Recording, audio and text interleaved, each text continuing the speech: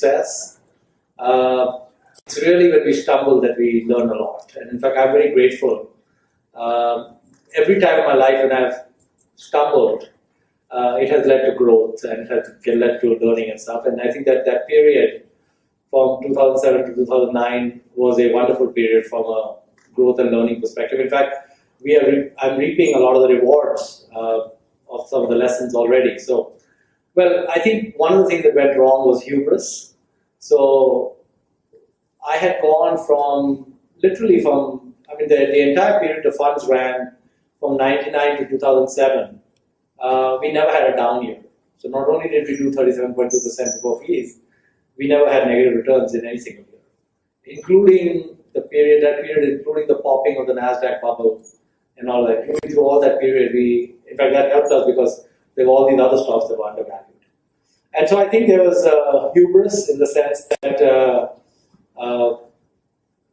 I think there was maybe a bit of build-up of thinking that couldn't do anything wrong. And the second was that I never at all saw the housing bubble. I completely missed seeing that.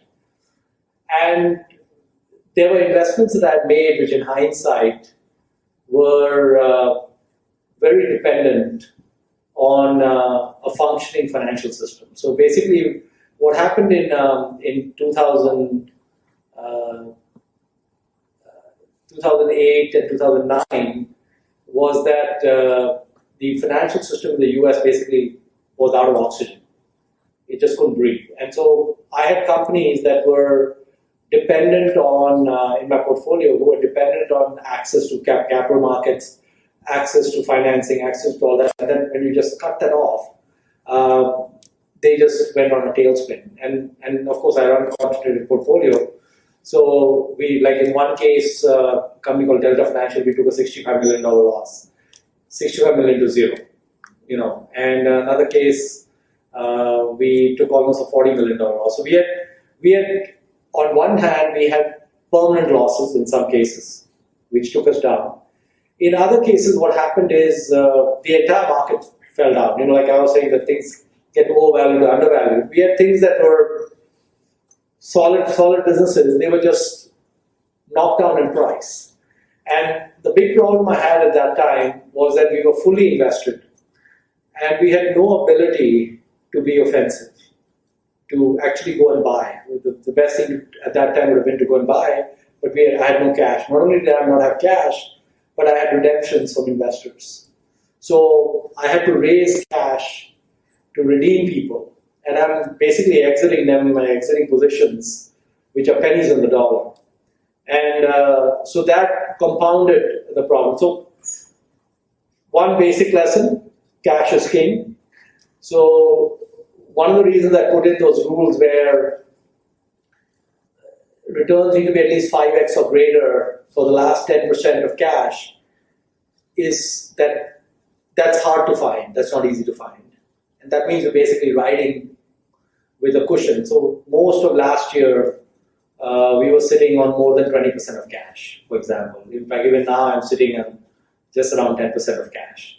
And so that's a big change from literally from the time I started in 95 till 2007, there were very few periods where we actually held cash. We always were almost fully invested. So one change we made is a very healthy appreciation for holding cash. The other two changes I made were I came up with this investment checklist, which is a whole different presentation. But basically, it's very powerful. It's looking at the mistakes that other great investors have made and why they made them, and whether those mistakes would have been obvious to spot at the time the investment was made. And in many cases, it is. Someone makes an investment, you can tell right up front that there's a problem. And so the checklist has been very useful in catching those. I started having conversations with another investment manager, which has been very useful. And then the cash, of course, has been useful. And basically, I think that, maybe I'll just digress a little bit. When one of the biographies of Warren Buffett came out, Snowball, which was written by Alice Schroeder. She said that as a kid, when Warren Buffett was a child, he used to walk in a strange way. He used to walk with his knees kind of somewhat bent and then walk. And the reason he did that was to absolutely take out any probability of him falling.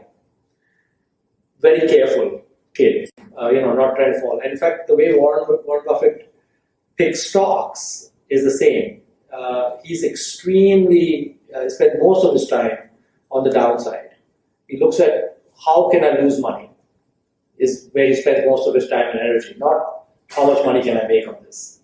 What will cause me to lose money on it? Just like, how will I fall down? What will cause me to fall down?